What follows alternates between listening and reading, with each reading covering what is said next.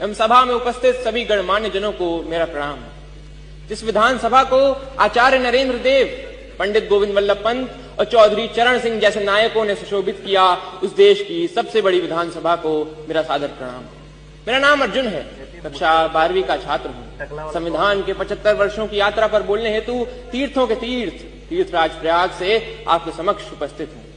University of Chicago के professor Tom Ginsberg ने 1789 के बाद लिखे गए 190 संविधानों का अध्ययन किया और पाया कि इन संविधानों का औसत जीवन मात्र 17 वर्ष है।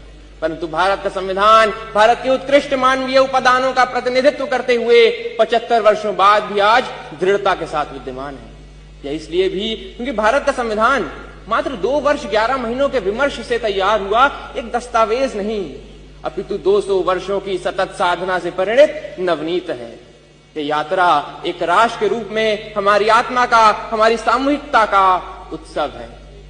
प्रसिद्ध जर्मन दार्शनिक इमैनुअल कांट ने अपनी पुस्तक क्रिटिक ऑफ प्रैक्टिकल रीजन में लिखा था कि constitution to be just must achieve the highest level of possible freedom for human individuals.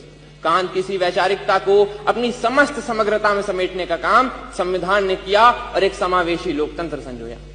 Bharat का संविधान सिर्फ इसलिए बड़ा नहीं है क्योंकि इसमें 1.5 लाख शब्द हैं, अपितु इसलिए भी क्योंकि इसके पृष्ठों से महात्मा गांधी के हिंद स्वराज, भगत सिंह के क्रांति, अंबेडकर के सामाजिक न्याय और नेताजी बोस के संप्रभु और सशक्त भारत की आकांक्षाएं भी परिलक्षित होती हैं।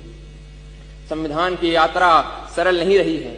अगर इसने 24 अप्रैल 1973 को केशवानंद भारती निर्णय के रूप में रक्षा का प्रयास देखा तो 1975 में आपातकाल के रूप में प्रहार भी देखा।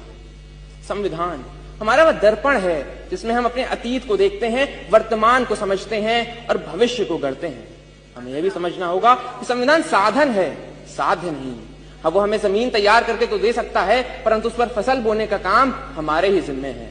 ऐसे में हमें समझना होगा कि हमें एक ऐसे राष्ट्र का निर्माण करना है जिसके 6 स्तंभ हों: समता, समृद्धि, समन्वय, संस्कृति, सेवा और समर्पण।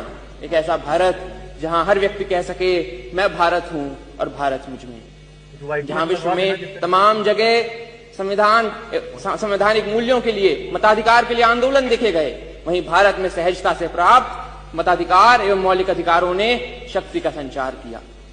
हमारा ये कर्तव्य है कि हम एक ऐसे राष्ट्र का निर्माण करें जिसमें हर हाथ को अवसर मिले, हर सपने को ऊंचाई मिले और उसे पूरे करने का नैतिक साहस मिले। अंत में इतना ही कि हमने तहरीर की है कागजों पर सदियों की बातें, हमने तहरीर की है